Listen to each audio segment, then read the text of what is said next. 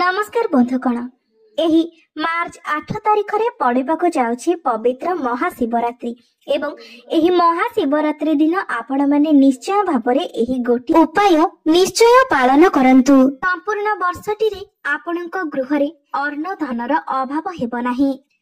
तेबे बंधु माने एही वर्ष मार्च 8 तारिख शुक्रवार दिन आमे माने समस्ते महाशिवरात्रि पालन करिबा एवं एही पवित्र महाशिवरात्रि दिन अनेक गुड़िए शुभ संयोग मध्य संगठित हेउछि।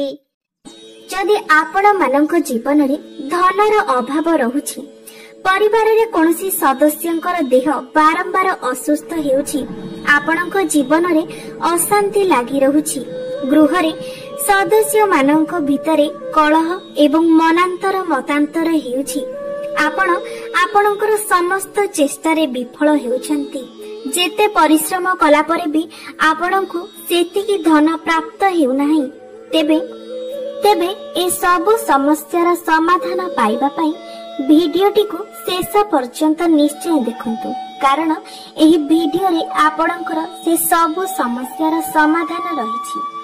भिडियोटी को देखिबा पूर्वरु श्रद्धा एवं भक्ति मनरे कमेंट बॉक्स रे ओम नमः शिवाय निश्चय लिखंतु। आपणक जीवन रे चालुथिबा ए सब समस्यार आज समाधान हेबाको जाउछि। एही भिडियोटी रे आज से सब विषय रे मु आपणकु कहिबा पई जाउछि, जेउ नियम गुडी को पालन करिबा द्वारा एवं एपरि गोटिए गछ अछि, जेउ गछ माध्यम रे आपण ए सब समस्यार समाधान करि पारिबे।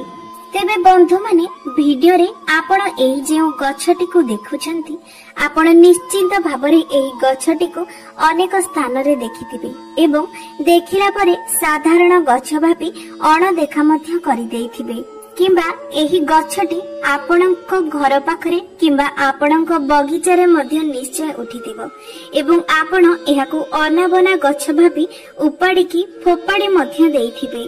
मात्र वर्तमान ठारू आपण माने सावधान होई जानतु। एही भिडियोटी को देखि सारिबा परे आपण एपरि भूल आउ कदापि भी करिबे नाही। हां बंधु माने, आपण माने जदि एही गछटीर चमत्कारिक गुण, आयुर्वेदिक गुण एवं तांत्रिक गुण विषय जानि नियंती, तेबे आपण एही गछटी को केबे भी उपाड़ी फोपाड़ीबार भूल करिबे नाही। कोन आपण माने जानती जे एही वृक्ष रे भगवान विष्णु, भगवान महादेव एवं शनि देवंकर वास होई थाए एवं एही गछर मूल रे माता गंगांकर मध्य आशीर्वाद रही थाए। एही वृक्षर मूल रे माता गंगा वास करिथांती। बंधु माने जदि आपणक जीवन रे दारिद्र्यता लागि रहुछि एवं आपण सब समय चिंताग्रस्त होई रहुछंती, तेबे एही वृक्षटी आपणकर से सब समस्यार समाधान करि देई पारिबो। एही वृक्षटी आपणक जीवन को धन आसीबार बाट को खोली देई पारिबो। एही वृक्ष माध्यम रे आपण माता लक्ष्मीकर आशीर्वाद मध्य प्राप्त करि पारिबे। एही वृक्षर प्रयोग द्वारा आपणको आपणक भाग्यर साथ मिलिबो।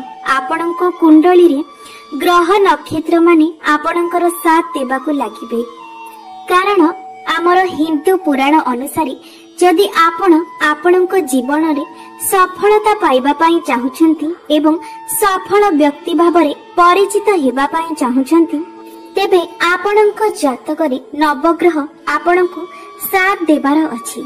जदि नवग्रह आपणको आपणक जातक रे साथ दियंती, तेबे आपणक जीवन रे प्रत्येक क्षेत्र रे सफलता लाभ करि पारिबे।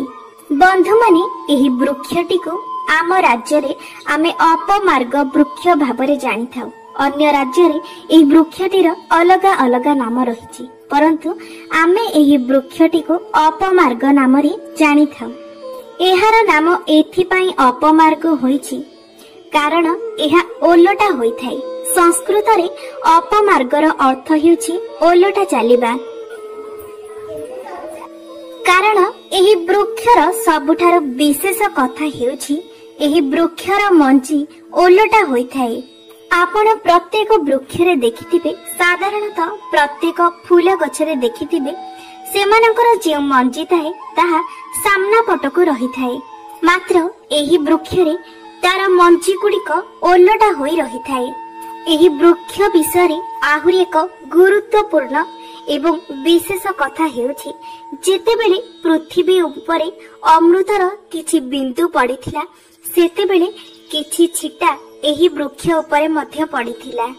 एहा एकमात्र गोटिए वृक्ष अटे जहा उपरे कि अमृतर बुंदा पड़िथिला। तेबे बंधु माने एही वृक्ष को नै प्रथम उपायटी हेउछि आपण कोन जानंती जे एही वृक्ष दुई प्रकारर होइथाय। गोटिए श्वेत अपमार्ग एवं गोटिए लाल रंगर अपमार्ग। आपनकु लाल रंगर अपमार्ग नै आसीबार अछि एवं सेथिरे दांत घसीबार अछि। आपण सेही लाल अपमार्ग रे दांत घसीबा द्वारा आपणकर दांत भल रहिथाय। एहा सहित आपणकर वाक्य सिद्धि मध्य होइथाय। वाक्य सिद्धिर अर्थ एहा जे आपण आपणक मुखरे जहा भी कहिबे ताहा सत्य होई जीवो।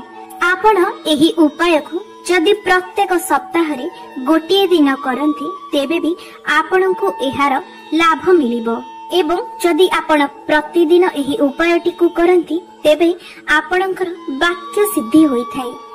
एहा व्यतीत आपण अपमार्गर चेर को मार्गशीर मासर पूर्णिमा तिथि रे सकाळ सकाळ एहार चेर को आपण को पंचोपचार करी पूजा करिबार अछि एवं मंत्र द्वारा एहा को अभिमंत्रित करी आपण को एहा को निज हाथ रे बांधी नेबार अछि।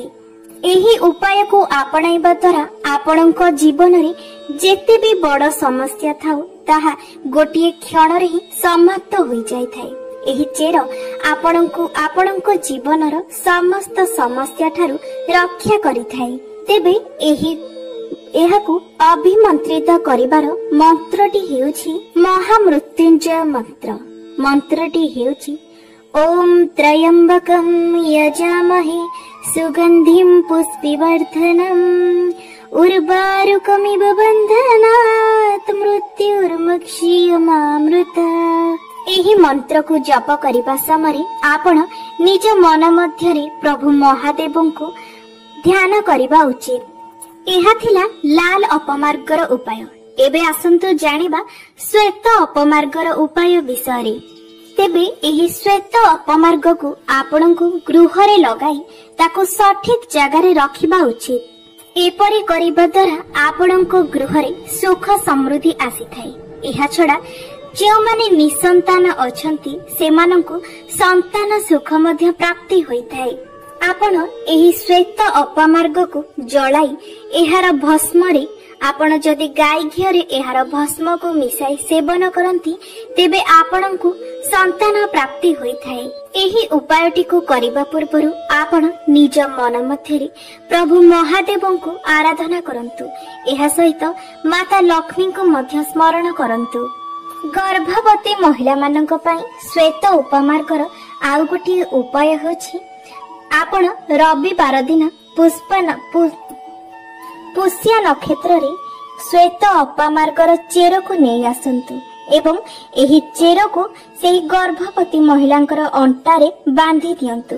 एही उपाय को करिबा द्वारा तांको जीवन रे पिलाटी जन्म हेबा पर्यंत जे कष्ट आसीबो सेही कष्ट को एही चेर हरण करि नेबो। से समस्त समस्या रे मुक्त होई पिलाटी को भलरे जन्म देबे। आपण जदि धन प्राप्ति करिबा पई चाहुथांती तेबे आपणक पई एही उपायटी। आपण निजर पूजा घरे धूप लगाई एही गछ को चेर सहित उपाड़ी आनी सेही ठारे रखंतु एवं आपण निज मन रे माता लक्ष्मी को स्मरण करी माता लक्ष्मी को आराधना करी सेही चेरटी को पूजा करंतु। आपण पूजा करिबा समय आपण निजर सब भूल गुडी को मां लक्ष्मी का आगे स्वीकार करंतु एवं भगवान को कहंतु जे हे मां मो निर्बोध बालकटिए जानतरे अथवा अजाणतरे मो द्वारा किछि भूल होई जाईछि। आपण मां होई मोर सेही सब दोष गुडी को क्षमा करि दियंतु मते पारी करंतु।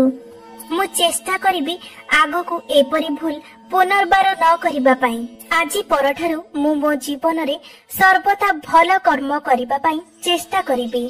एहापरे आपण ईश्वर को प्रार्थना करंतु जे हे माँ लक्ष्मी मो जीवन रे जेते भी दुख कष्ट अछि, मो जीवन रे अर्थ जनित जेते भी समस्या अछि, कृपा करी से सब को मो जीवन रो दूर करि दियंतु एवं आपण आपणकर कृपा मो उपरे सर्वदा रखिथांतु। एहापरे आपण जे चेर को सेठारे पूजा करिसेंती सेही चेररो छोट खंडे काटी नहीं आपण जेउठारे पैसा रखुछंती सेही स्थान रे रखंतु। एहा आपणकर लक्ष्मी प्राप्तिर उपाय एवं एथिपाई आपण चेष्टा करंतु जे लाल रंगर अपमार्ग नेबा पाई एवं सेही दिन परठारु आपण प्रतिदिन सकाळे पिंपुड़ी मानंकु किछि ना किछि खाइबाकू दियंतु।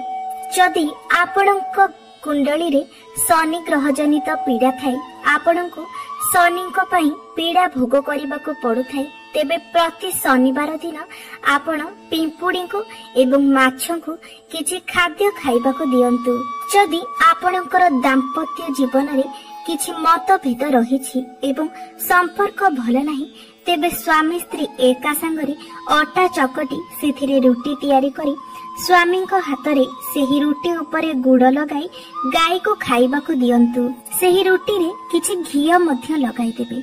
आपण जेतेबेले गाय को सेही रुटी खाइबाकू देबे सेतेबेले गाय को प्रणाम करी तांको ठारू आशीर्वाद मागिबे जे हे गोमाता आम जीवन रे जेते भी दुख कष्ट मतांतर मतभेद चलीची से सब को हरण करि नियंतु आमको जेमिति सुख शांतिर प्राप्त हेउ। तेबे एहा थिला अपमार्ग वृक्ष को नहीं किछि विशेष उपाय जहा द्वारा आपण आपणकर अनेक समस्यार समाधान करि परिबे। जदि वीडियोटी भल लागि थाए तेबे चैनल टी को निश्चय सब्सक्राइब करिबे।